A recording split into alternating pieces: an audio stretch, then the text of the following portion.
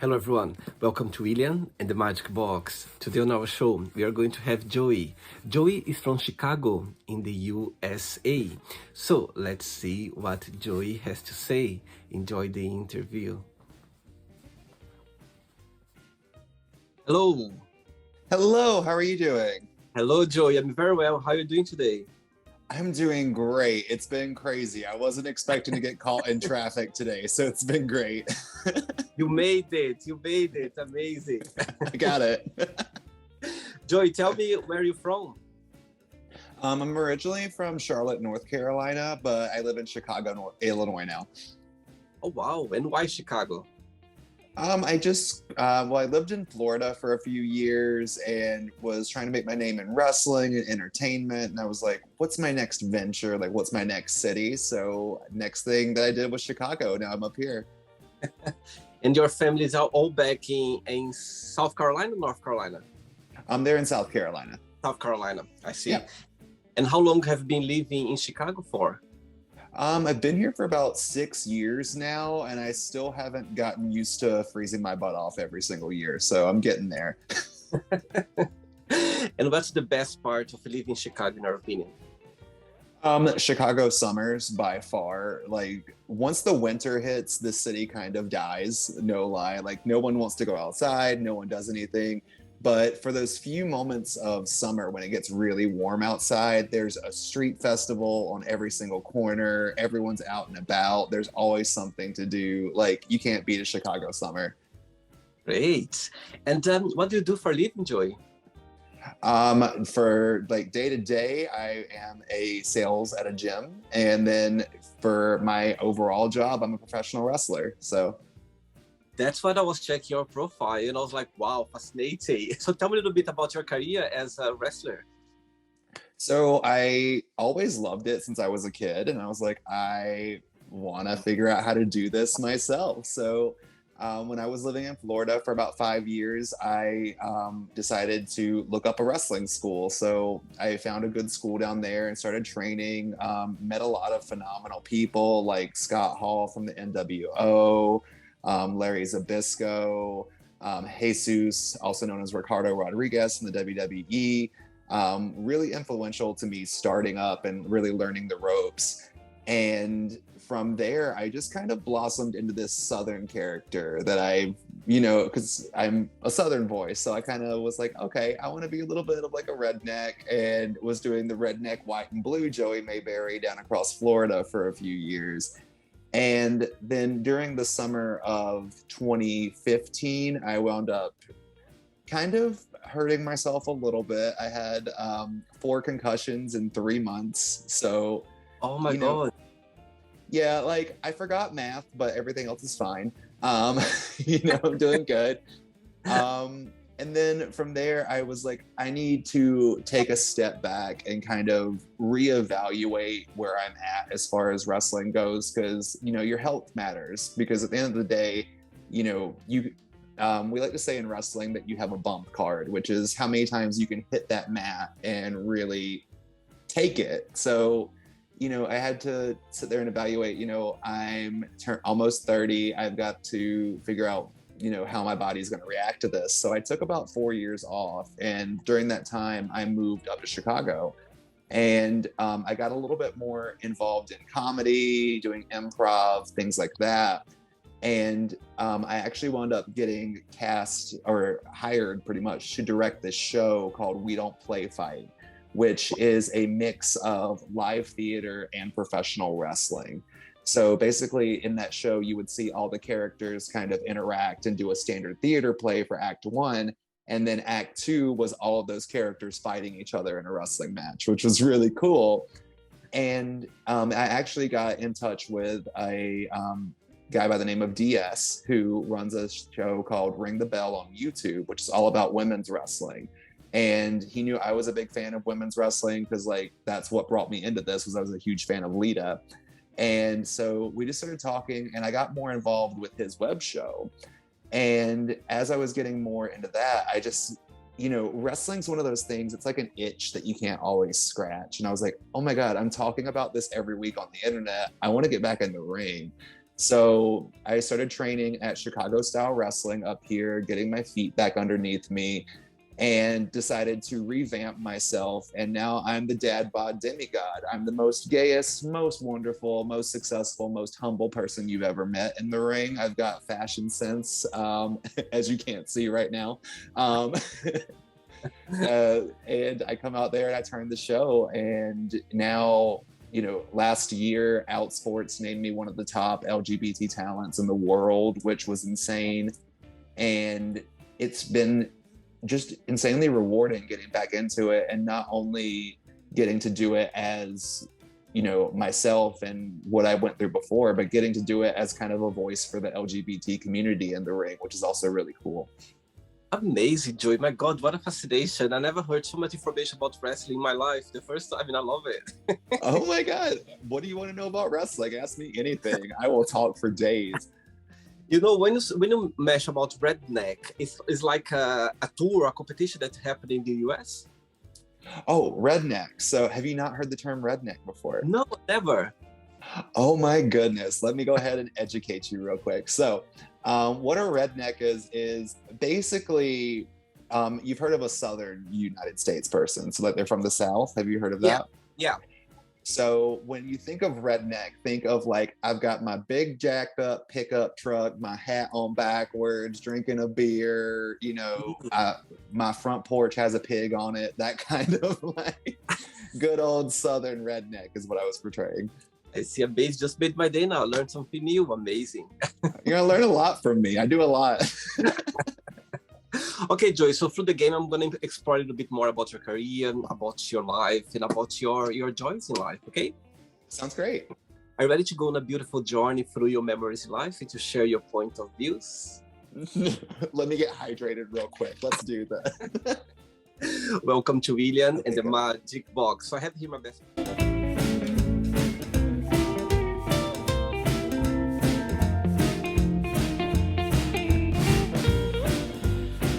friends, full of random fun questions, okay? I'm just gonna play a song now just for us to move a little bit before the first question, okay? Sounds good. Let's do it.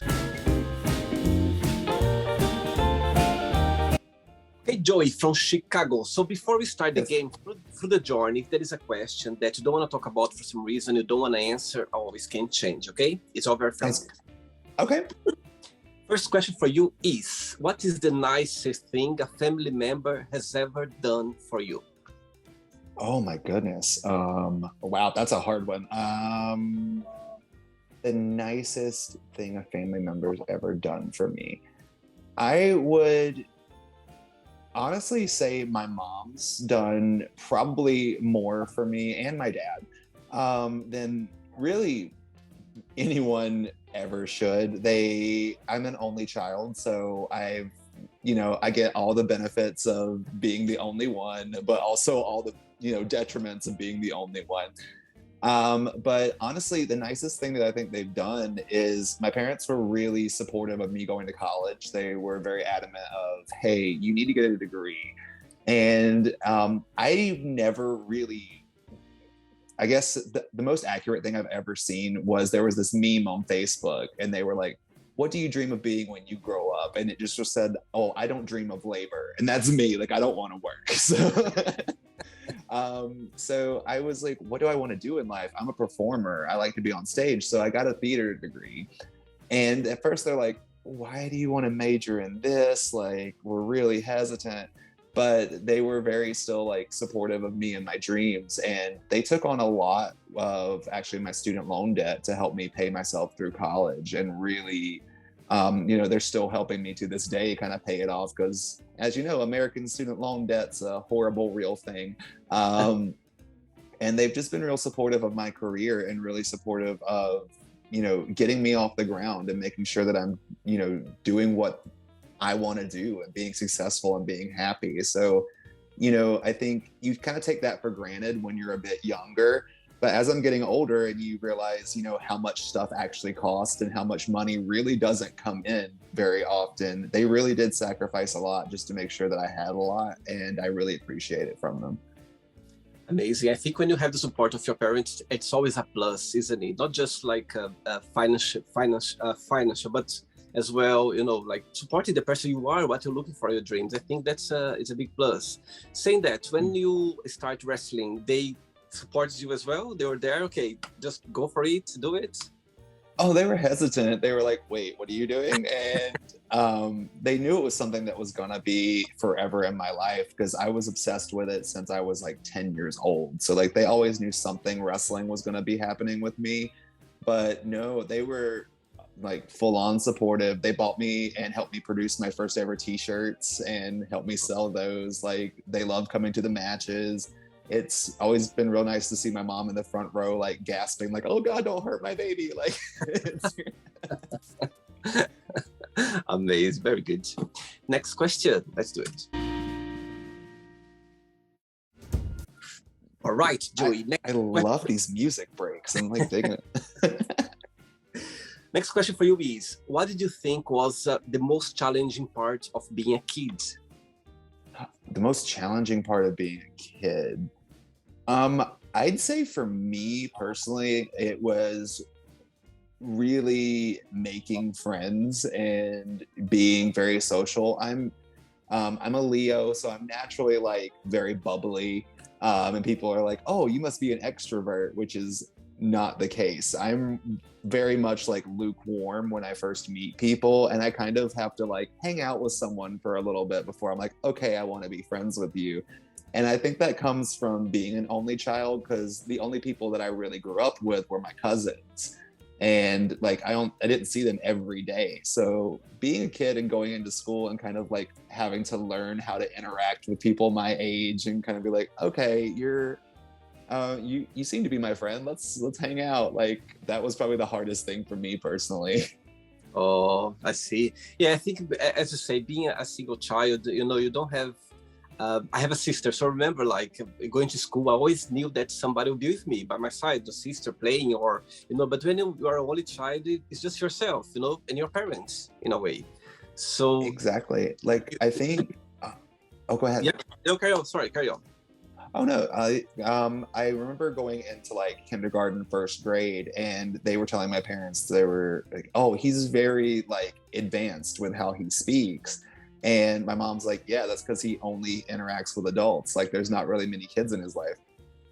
That's interesting. Yeah, there's always the plus and the minus, you know what I mean? But it's the way it is. And when you look back, I'm sure you appreciate as well being a single child, for sure.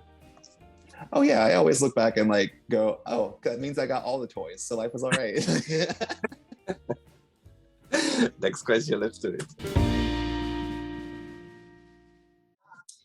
Before the next question, tell me, of course, I can see how much you enjoy wrestling.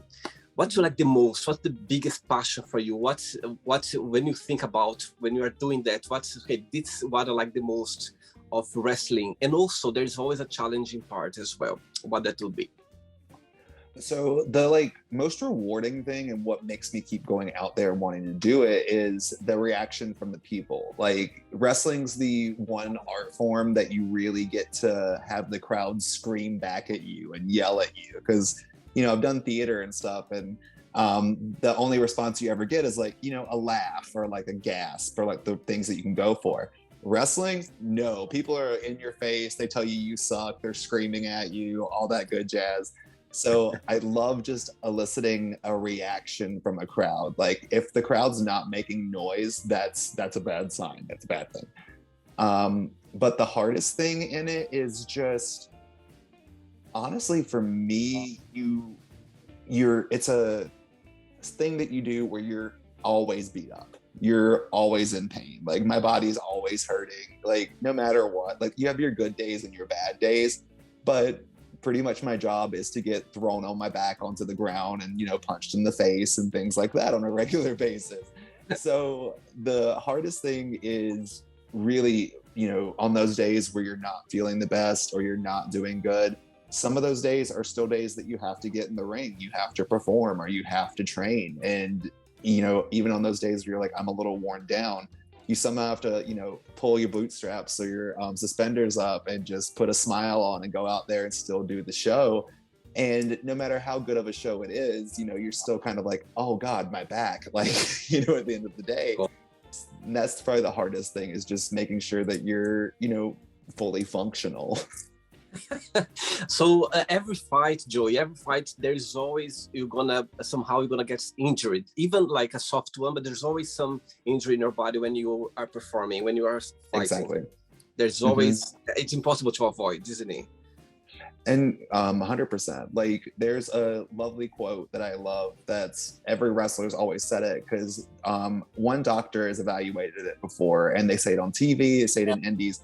Every time we hit that mat, they say it's the equivalent of a normal person going through a car crash. Like, because you're literally whipping yourself onto your back, onto a platform. And so many people look at wrestling because, it is a performance at the end of the day. It's not a straight fight. So people always are like, oh, it's fake. They're okay. Their bodies are good. A wrestling ring is just a steel platform with boards and then a thin layer of padding. So it's essentially like getting thrown on the floor every single time you're doing something. So, people always think, oh, this is just some kind of show. It is, but the damage that we're doing to ourselves, like you said, every single thing that you touch or anything that happens, it's a little bit of damage, whether that's a bump or a bruise or just a little bit of an ow, it's still something. So it's pretty hardcore. You need to enjoy a lot and have passion about it. You know what I mean? That's why you carry on doing it. Oh, definitely. There's so many, I have went through training schools and been with multiple different trainers and things. And you see people who come in for the first time and they're, big fans of wrestling. And they're like, oh, I'm going to get in the ring and be just like this person. And they take that first bump and hit their back. And they're just like, oops. Oh, and pretty much an oops. Yeah. And you'll see them for like a week and then they're gone. Like, it's not for everyone. Guess, my goodness. Wow. Next question for you is, do you consider yourself to be a spiritual person, and how? I am a very spiritual person. I grew up in the church, like the Southern Baptist Church. And, I still believe in Jesus. I still believe in God. I think that there's a lot more there's less rules that we've put on religion and spirituality. I think that honestly, religion and what you believe in is completely subjective. I think that your own personal relationship with whatever deity or whatever, you do or don't believe is completely up to you.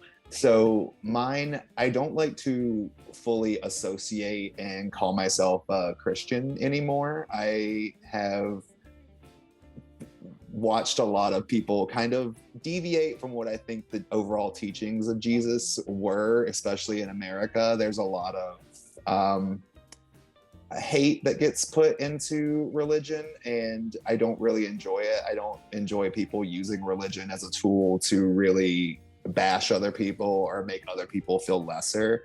And I think that we've really evolved into a state where that's a huge thing. It's definitely here in America, like the battle between the fundamental Christian right and then everyone else is pretty hardcore at the moment. So I don't like to say that I'm a Christian anymore, but I definitely would refer to myself as a follower of Christ and a very spiritual person.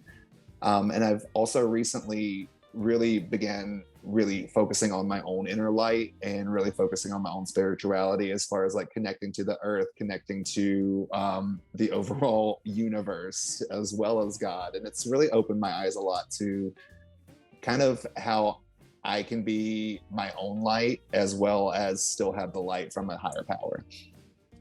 I totally agree with you, Joey. I think being spiritual is a very personal thing. You know what I mean? It's about you connect with yourself, with your religion, with God, with the universe, whatever you call. I think that's being spiritual. It's about for you.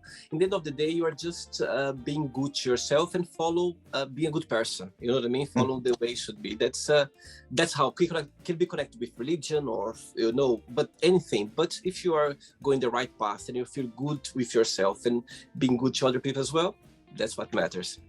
That's what I think too, because whatever you believe and whatever religion or spirituality, whatever you want to call it, whatever you believe in, The core basis of all of it is love and acceptance and respect. And I think those are the things that we really need to focus on rather than look at all of our differences as people. Look at the similarities, because the similarities are so much more loving and open and kind than any of the differences will ever be. And at the end of the day, we're all just, random meat sacks who got placed on this planet. We have no idea why we're here, literally. So, love what you love, believe in what you believe in, and respect each other. And I think that's the true path to like being enlightened and getting to, heaven or whatever you want to get to at the end of this, life cycle. Very good. Ready for another one? Yeah, let's go for it. Let's do it. I'm gonna follow your moves now. Don't steal my moves. I stole them from someone else. Next question is, how long can you go without checking your phone? It depends. If I'm doing something fun, like if I'm out and about or like at a theme park or something, I can go for hours. But if I'm just chilling on a normal day, probably about like 5 seconds. Let's put the question a bit more harder. Let's say someone come up to you, say, okay, Joey, from now on, you need to delete forever from your phone, yeah? All the platforms of social media like Instagram, TikTok, all together, or YouTube. Which one would you choose and why? Oh, it'd be YouTube. I would delete YouTube. Just because, so I've got my YouTube and I've got, followings from like posting my wrestling matches and doing things like that. But so much of Facebook and TikTok and Instagram and Twitter is what I use to market myself and how I interact with fans and get my content out there. So if I had to pick from everything versus YouTube, I'm gonna go with everything. Yes, I think nowadays social media, there's no people connecting there. There are so many things. It's so fast, and you can expose a lot your job as well, and promote the platform you are working on it. So I think it's very fast, and it's the way it is. The future is what's happening now. You know what I mean? It's there now. Everyone's using social media for a lot of things. Yeah, and it's really been just fascinating for me because I've ran into an interesting problem because I've got a good following on TikTok and then I've got a nice wrestling following across social media. And so when I go to like look to get booked to be a wrestler, I've had more success because of social media in like other states, other places than I have here in Chicago. Like people are wanting me to fly out to other places because they know me from what I do online versus the people who see me work here, which is really interesting. Wow, absolutely. Next question, let's do it.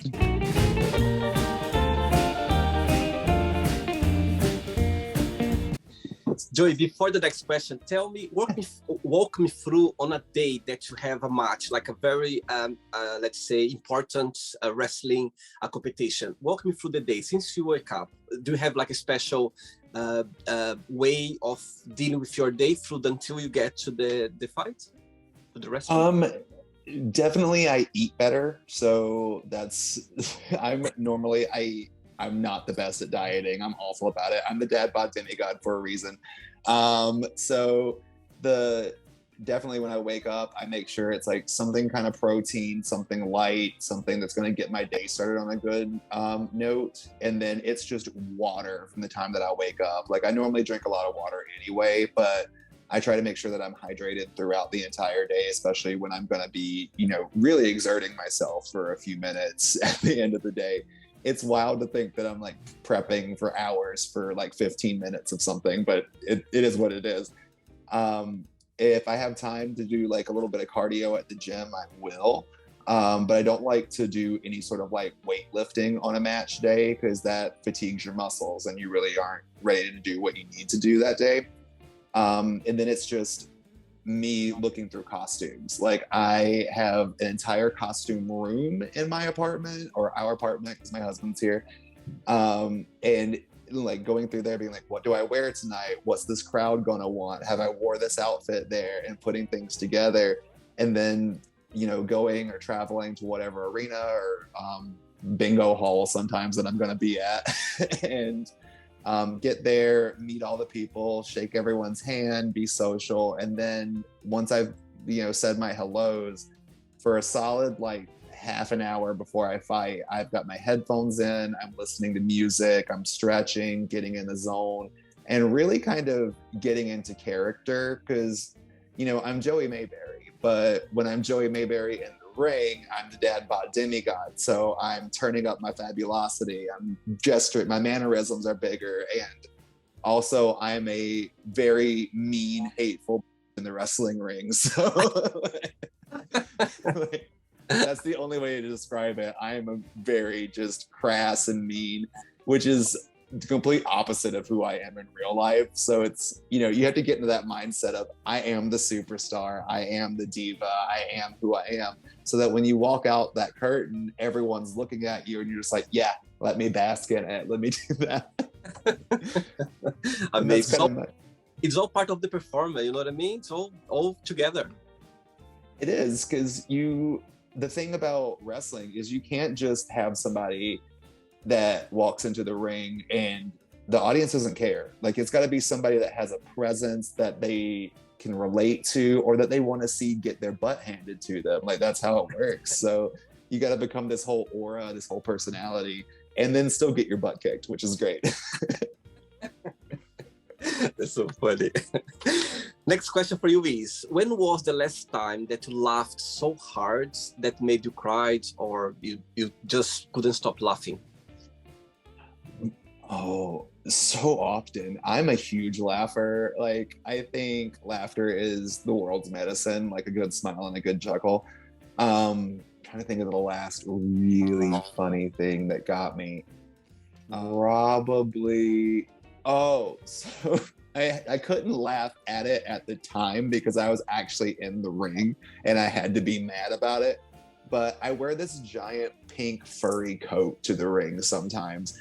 And so I get into the ring, I'm doing my pose, and I go to take my jacket off, and it gets caught on my glove, and I can't get it off. So I'm literally like trying to pull this coat off of my hand, and I look at the referee, and I was like, my coat won't come off. Grab it and pull. And I'm trying to stay in character, and he grabs it and pulls like as hard as he possibly can, and it still isn't coming off. So my arm's like this, and I'm in front of like 100-something people, and they're all laughing. And then I finally was just like trying not to break myself, because I'm like, this is so stupid. This is the dumbest thing that could happen to me. And I push my hand through, pull the jacket off, and just throw it at the ref. And I'm like yelling at him and being mean. But to myself, I'm sitting there going, oh my God, this is the dumbest thing that could have happened to me right now. And we get to the back, and me and the ref was like, yeah, we just had a whole fight with my jacket, didn't we? And he's like, yeah, but you did it well. I was like, yeah, it was great. The thing can happen when unexpected things can always happen. It always happened. But the worst part is like, if I was the good guy in the match, like I could kind of like play off of it and actually laugh about it in the ring. But no, I'm the bad guy, so I've got to be mad about it. So I can't just smile. I've got to be like, how dare my jacket do things. Next question, let's do it.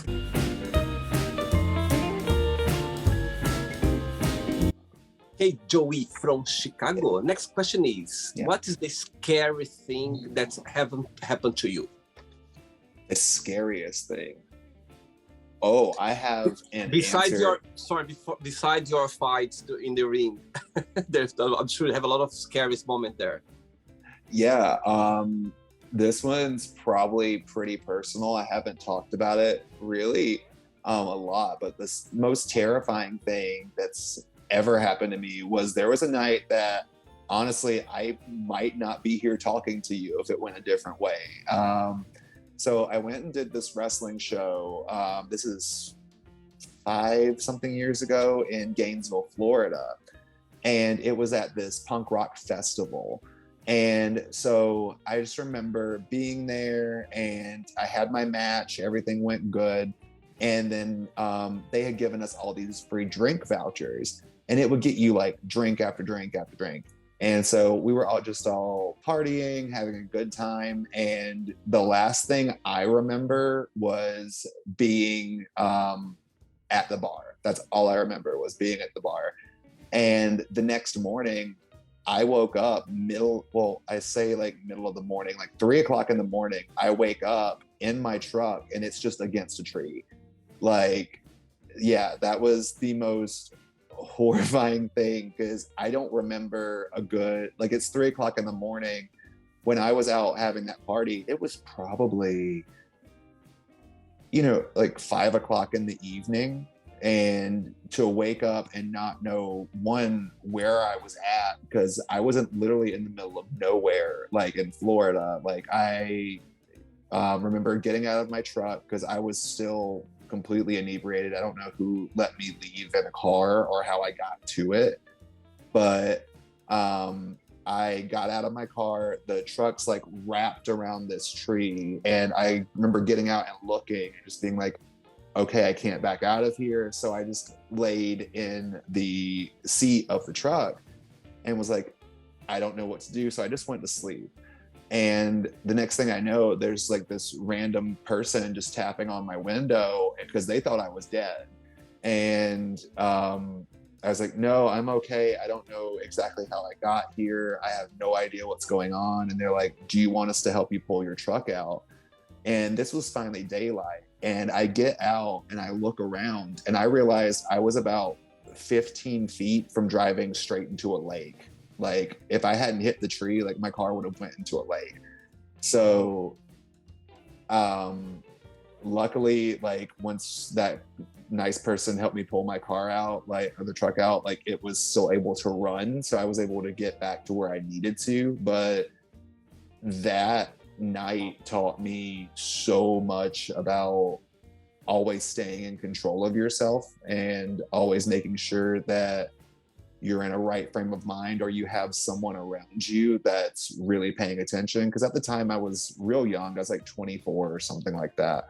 And like, it really hit me hard that night of like, you made a decision to get so far gone that you don't even know where you were at. And, you were 15 feet away from, losing your whole life. Like, and you wouldn't, like, I wouldn't even know it happened. Like, the last thing that was in my memory bank was I was at a party and that was it. So to know that I was that close to just being, done it's real eye-opener for me, to be honest. So until now, you never, by the way, thanks for sharing this personal event in your life, Joey, Yeah. but until now, you don't know what exactly happened to you since your last memory in the bar until you got to that place. You don't know how you got there. You don't know how you got in your car. You don't remember anything. No, I messaged so many people that were there at the event and was like, did you know how I got out of there? Did you see me? Did you know anything? And no one had any idea. No one knew how I got to where I was at. And they were like, thank God you're okay. And I'm like, yeah, thank God I'm okay. Thank God everyone else is okay. Because, to me, I was really concerned about the fact that I could have, done something to myself. But the big thing is, what could you have done to another person? Like, thank God there was no one else on that road, or thank God there was no one else driving near you, or whatever might have happened, because I don't remember. Like, it's a huge thing. Like, I've been now a big advocate of telling people, stay in control of yourself. Make sure you're okay. Because, like, my story it's scary. It's something that, many people have probably lived through. And if you're ever thinking, I'm okay to do this, just know, like, one decision like that can impact your entire life, and more importantly, can impact someone else's. So, like, stay in control of yourself. Like, have a good time, but make sure you're safe. Like, that's a huge thing. Wow. What a story. Wow, thanks for sharing. You're welcome. Joey, I have 3 questions left for you, okay? Let's do it. Let's do it.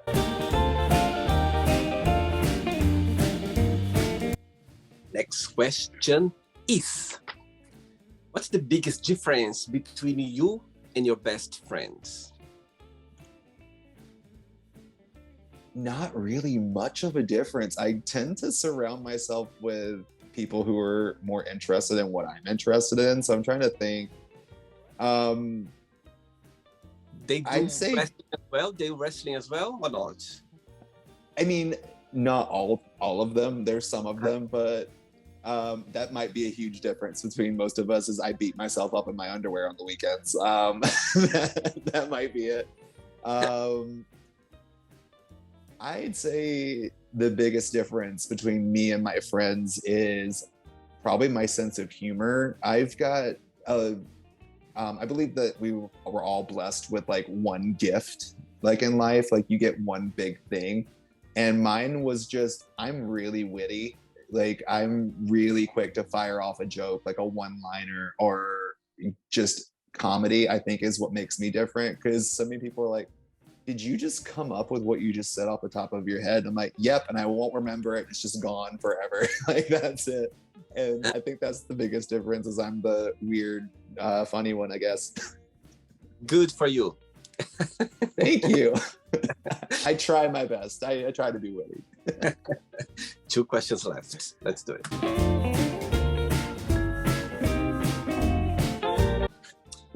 But before the next question, as you mentioned, before that you have a partner, husband, yeah?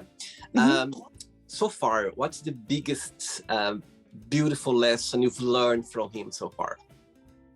The biggest and most beautiful lesson I think I've learned is honestly vulnerability with, you know, another person. Because when you're connected with someone and you have a partner, it's less of, there's this boundary that you break that, especially with me, that I don't really break with too many people, where I really let my emotions get entirely vulnerable and I really open up about, you know, things that I'm not just going to say to anybody. And I think that's the best thing that I've learned is just, you know, being able to trust someone and undoubtedly know that they have your back.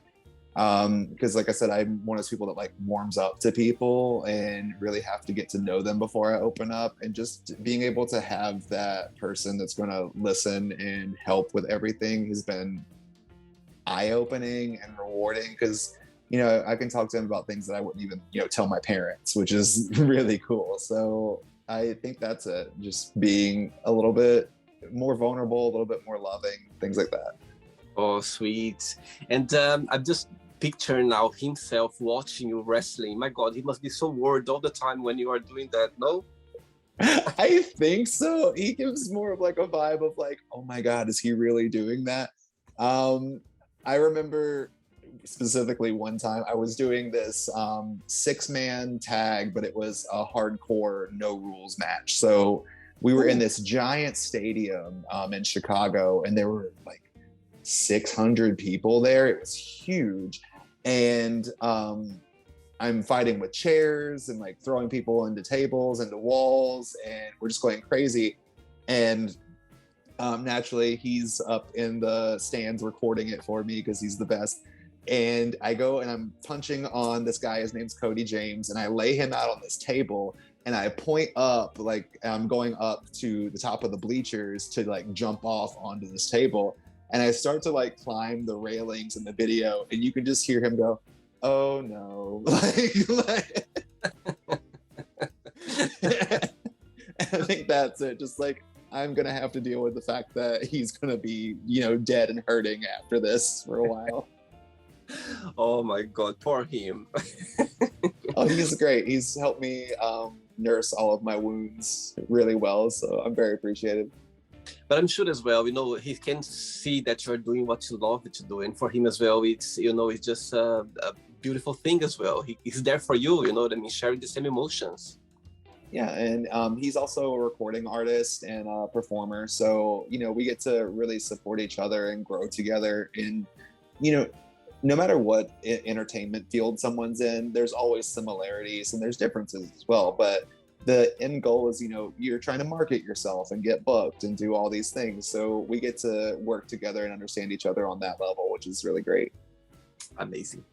Next question is, what is your favorite guilty pleasure TV show?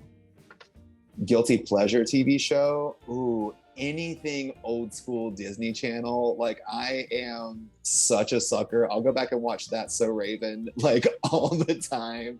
Hannah Montana, Sweet Life of Zach and Cody, like, you know, things that are way out of my age bracket now, but it's such nostalgia and I love them so much. So that's like, okay, let me flip on an old Disney Channel show, have it go in the background, and then I'll do my taxes or something like that. Amazing.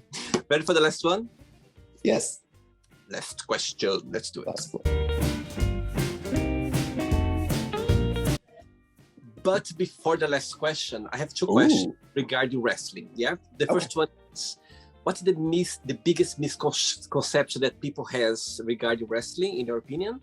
And also, if you could give a piece of advice for people, would you like to, you know what I mean, to do wrestling as a joy or as a career? What would be your best piece of advice?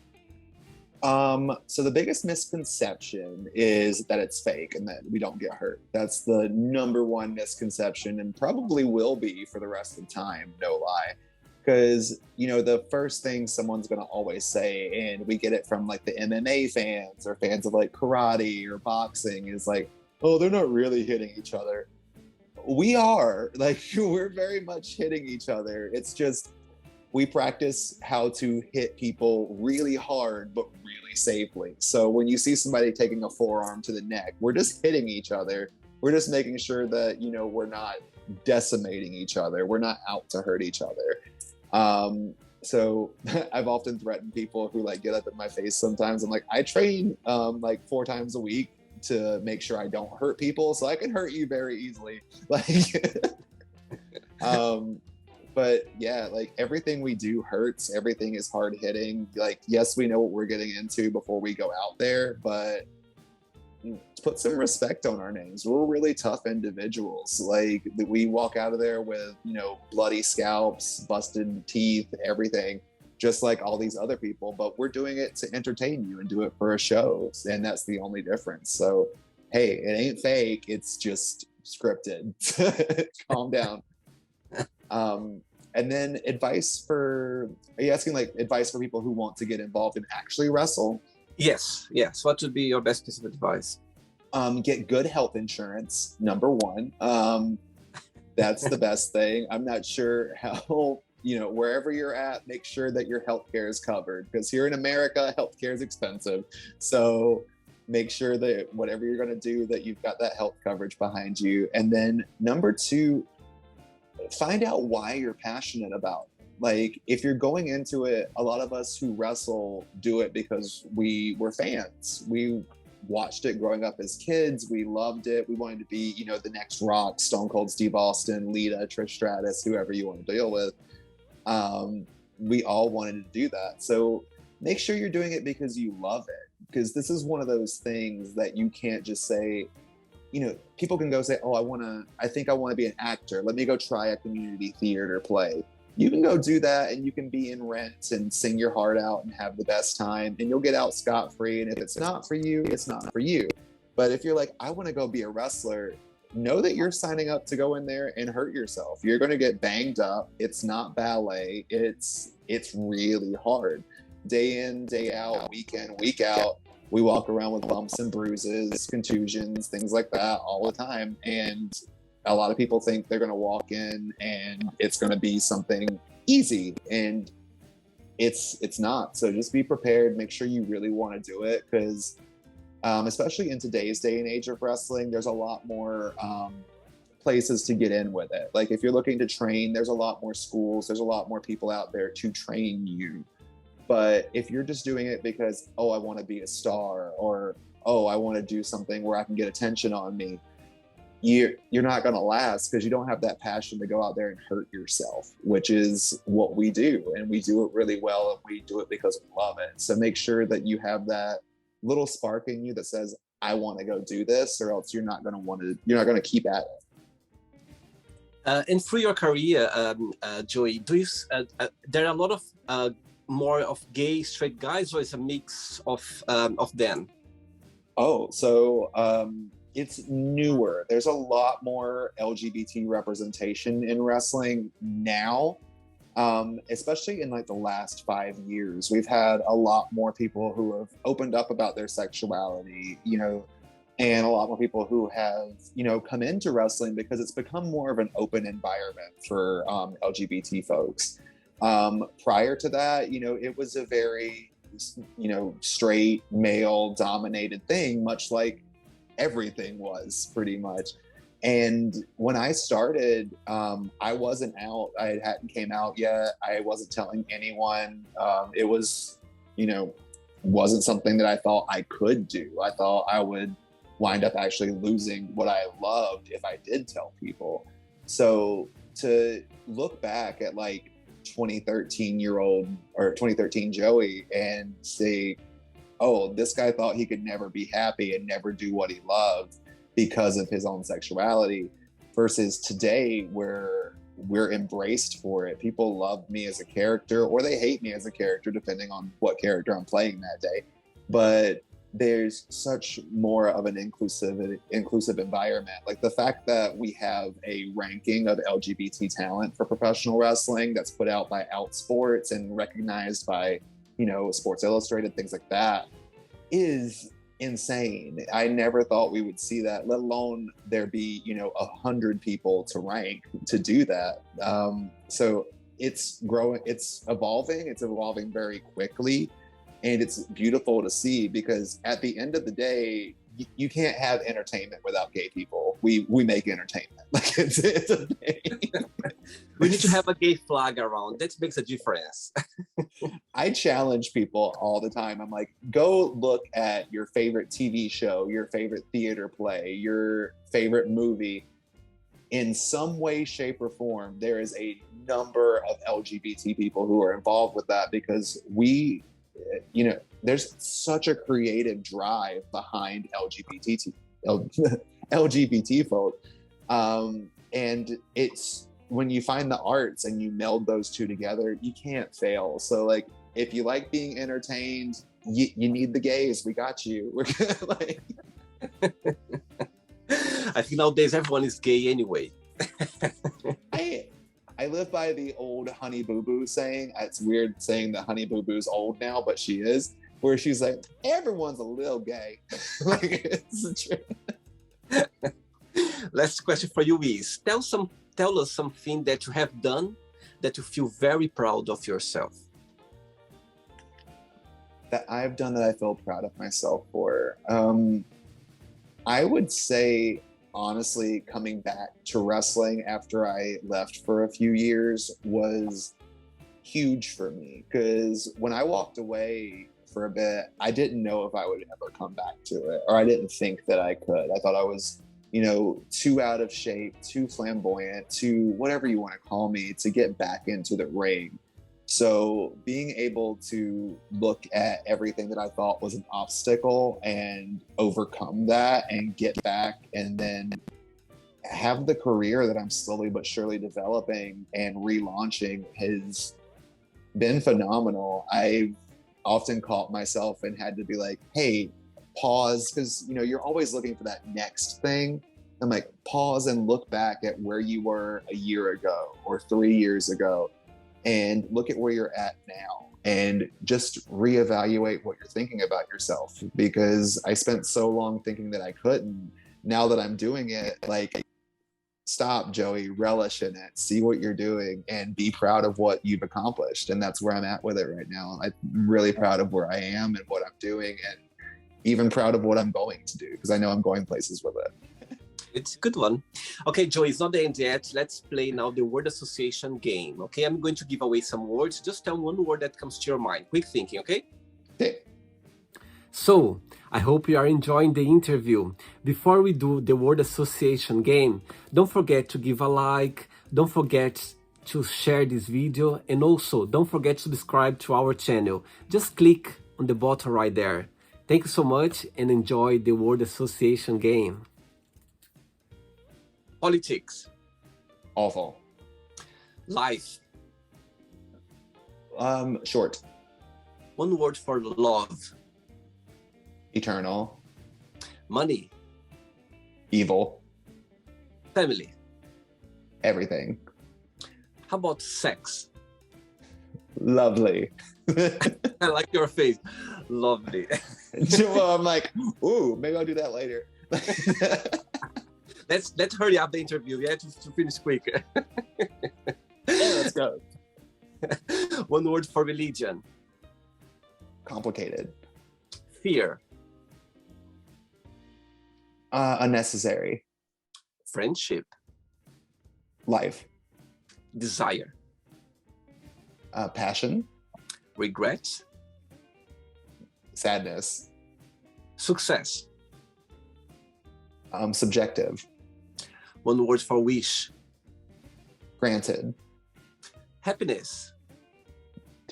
The first thought was dwarves, because I thought of the 7 dwarves from Snow White. How about Chicago? One word. Cold. I had someone from Chicago a while ago, and he said the same thing as well. Cold, really. It's too cold here. Literally, like half the year we're just freezing up here. Like when we get our 4 months of warm, we're very grateful. One word for USA. Complicated. And the last one now, wrestling. Life. Amazing. Let's pretend now I'm going to meet your lovely partner for a coffee, and I'm going to ask him, what is the most beautiful thing about Joey, and what's something that he still needs to work on, to improve on? What he would say? Probably the most beautiful thing about me, probably my smile and sense of humor. That's like I think my aura is something that just is kind of infectious sometimes, and I used to think it was kind of a detriment, but now I'm just like, you know what, I'm 32, let's embrace it. Like and then what's something I need to fix?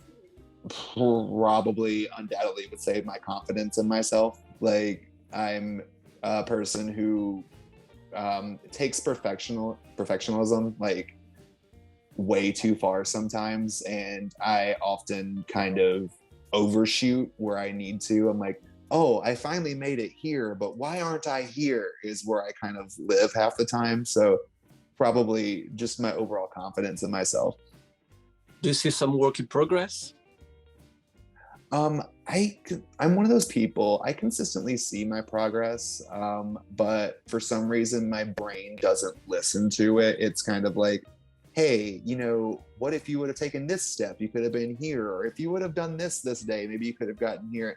And I'm always trying to, you know, work my way up this little ladder that I've set for myself, which in all actuality isn't realistic whatsoever. But I really set the bar high for myself and look to the future more than I should. So I think the biggest thing that I'm working on and progressing with is just living in the moment and seeing where I'm at and relishing in that, rather than being like, okay, let's think about what's next. It's like, let's live here for a minute and be happy with it. Yeah, I think as well, Joy, just the fact that you know it, you are conscious of it, is already halfway of the journey of improvement. Because, you know, some people might be the same situation, but they don't know yet what is, you know, interfering in their personal life. So just the fact that you know as well is already halfway of the journey, for sure.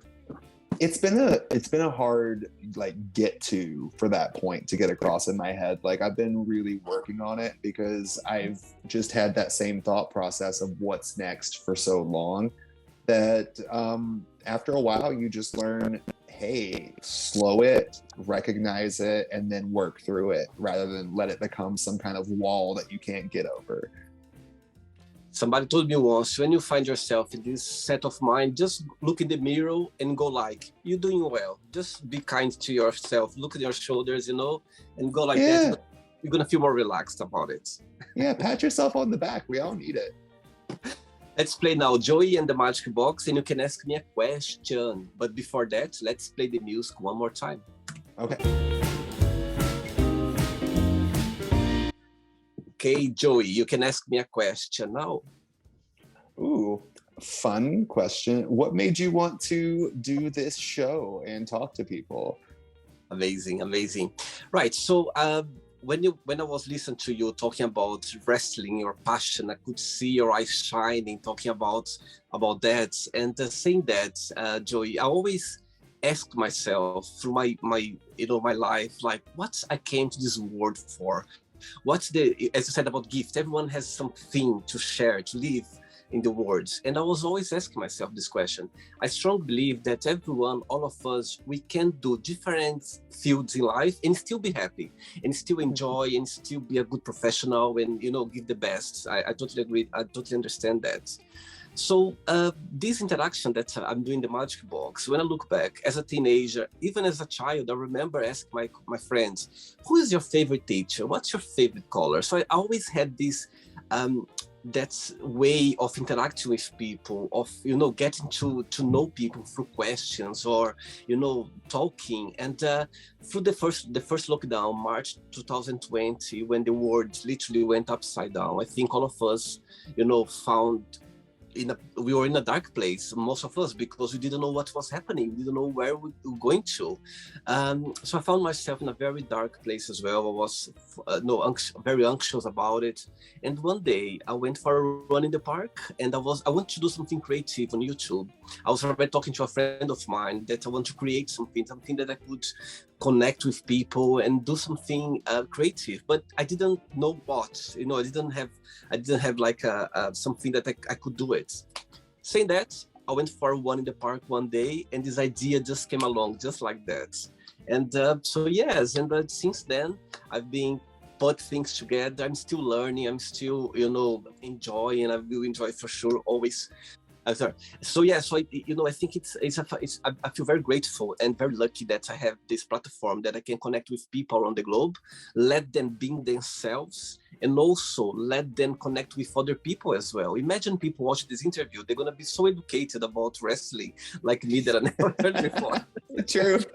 So I think that's the most fascinating thing about the Magic Box, about let people be themselves and connect with other people around the globe as well, and sharing their challenges, their beautiful memories, their point of views. That's what the Magic Box is about. So yeah, that's a little bit about what I've been doing for the Magic Box. Well, I love this. This is so much fun. Thank you so much for taking the time. Thanks so much for being kind and sweet, and for being so, explaining about all this fascinating world of wrestling. But before you go, if you can share just a positive message or a positive quote, something that you live by. Something that I live by, or a positive quote.